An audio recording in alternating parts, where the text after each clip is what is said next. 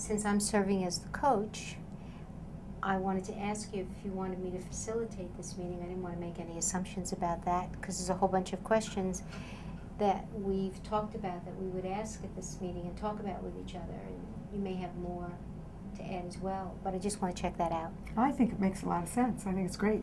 Okay. Yeah, I'm pleased to have you facilitate. All right. Great for me. Okay, good. Go for it. All right. So I thought that the place that we could start with for each of us kind of to describe our role and how we see each other's role in this process.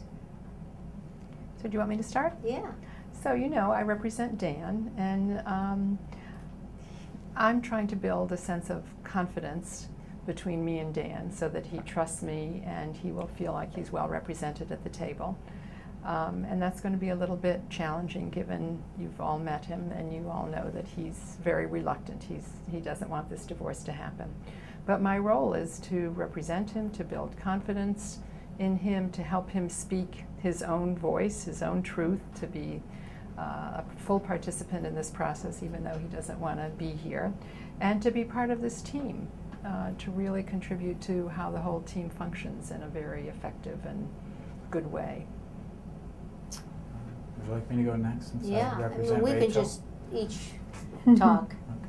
So for me, obviously, I represent Rachel, and it's important for her to understand her rights and obligations of a divorce agreement. And I intend to make sure that she's fully informed before any meeting, or if she has to make a particular decision based on an agenda item, that she's prepared to make those decisions. But as it relates to Rachel in particular, I think I'm trying to create some reasonable expectations on her part relative to pace of this case. And in particular, she is one, as described by Dan, to be impulsive, and that she may not take time to think about certain things. She's certain that she wants to get divorced, but she's expecting it to happen quicker than Dan thinks.